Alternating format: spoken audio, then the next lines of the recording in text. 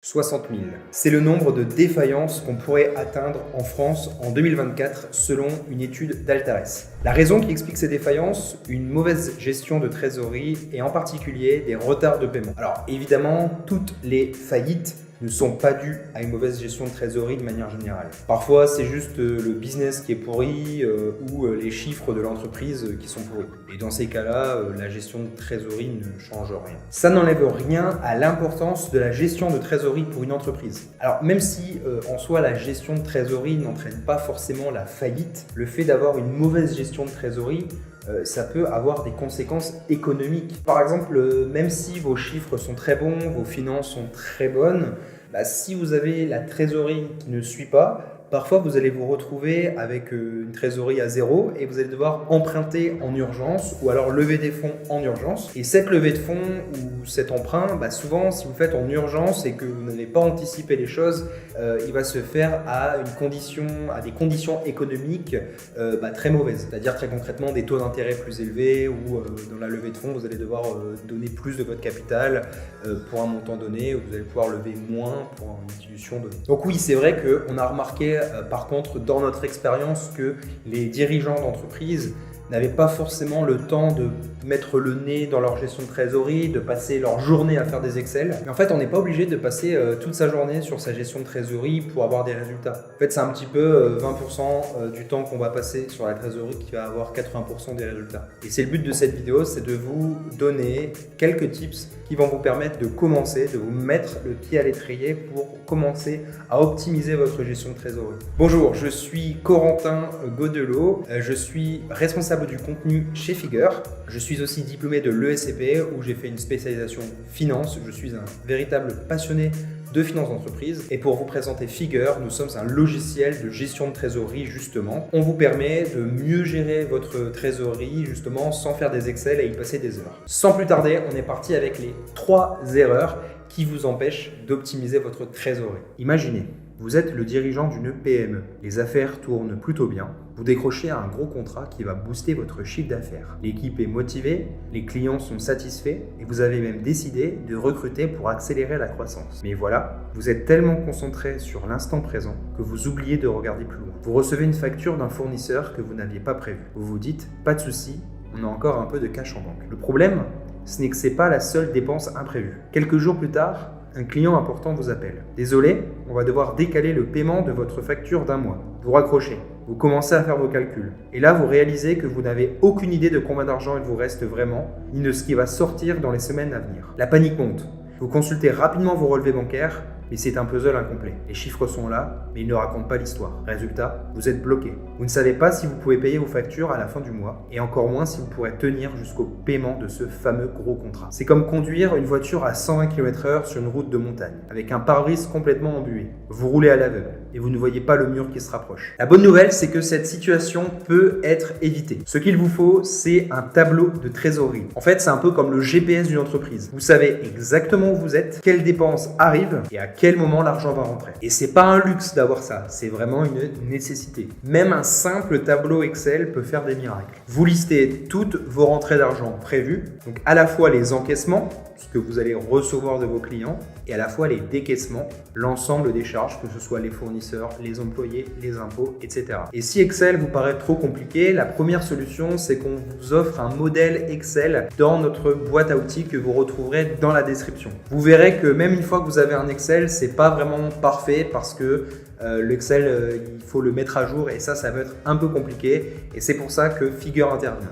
On vous permet de connecter vos banques à notre outil, puis de reprendre l'ensemble de vos transactions et de les catégoriser en fonction, par exemple, des recettes, des paiements fournisseurs, des impôts, etc. Vous allez pouvoir catégoriser un peu comme dans un Excel, mais sauf que le travail que vous allez faire une fois, dès que vous allez avoir de nouvelles transactions, elles vont se mettre dans les catégories automatiquement. Ensuite, vous allez pouvoir faire les prévisions des mois futurs et ensuite, au quotidien, vous allez pouvoir comparer les prévisions que vous aviez faites avec les flux dans leur réalité. Et ça vous permet aussi de mettre à jour vos prévisions. Donc ça, c'est super intéressant. Donc ça, c'était la première erreur en fait, c'était le manque d'anticipation, le manque de vue globale de la trésorerie. On passe à l'erreur numéro 2.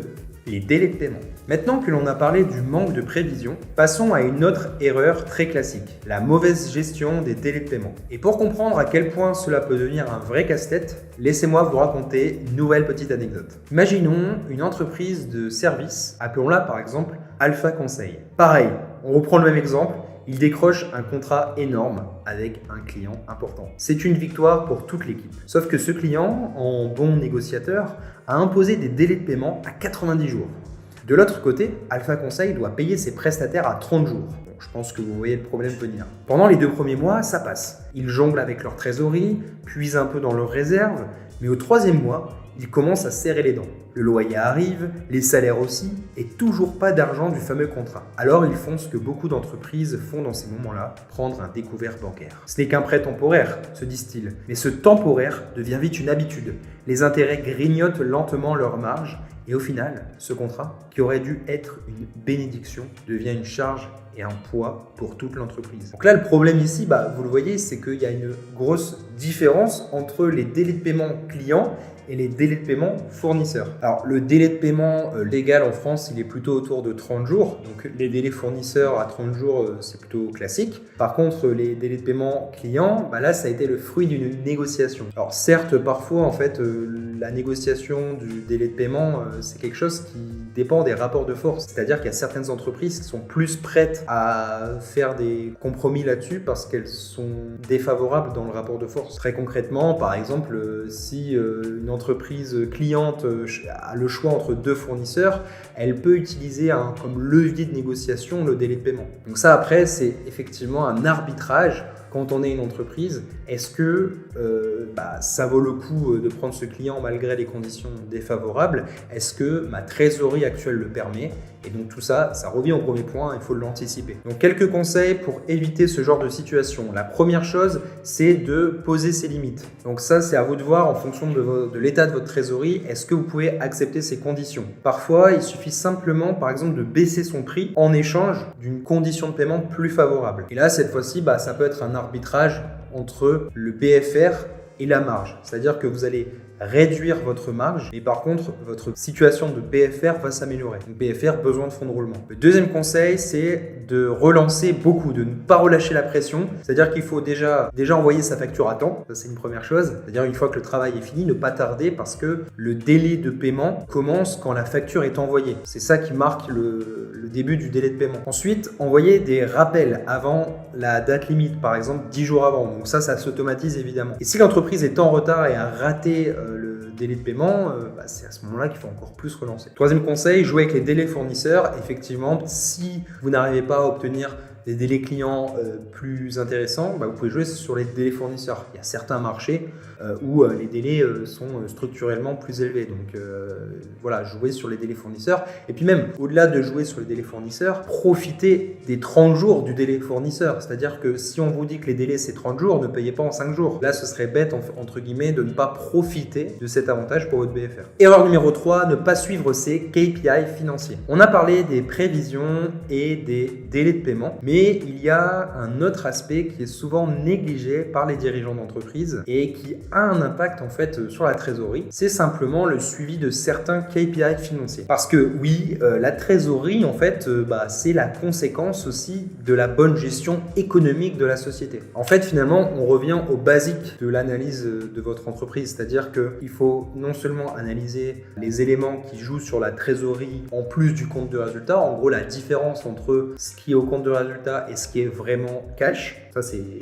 une chose. Il ne faut pas pour autant négliger les aspects business purs, comme par exemple le coût des matières premières. En fait, grosso modo, il faut continuellement se questionner sur sa marge. Par exemple, est-ce que la marge reste acceptable? Parce que parfois, on va avoir une trésorerie qui est plutôt confortable et on va avoir des KPI économiques qui vont baisser, qui vont être de moins en moins bons et ça ne va pas se traduire par un changement dans la trésorerie de manière immédiate. Et ça peut être assez trompeur. Alors justement, quels sont les KPI à suivre pour la bonne gestion financière de son entreprise? Premièrement, les KPI de profitabilité, donc la marge brute, l'EBITDA et le résultat net. Donc ces KPI permettre de voir si votre entreprise est profitable et à quel point, parce que comme je vous l'ai dit avant, même si vous avez de la trésorerie mais que vous n'êtes pas profitable, ou même parfois moins profitable qu'avant, c'est qu'une illusion temporaire. Les deuxièmes types de KPI qui sont importants de contrôler, là on revient à une vision un peu plus cash, ça va être la solvabilité et la liquidité. La liquidité, en fait, simplement, c'est votre capacité à faire face à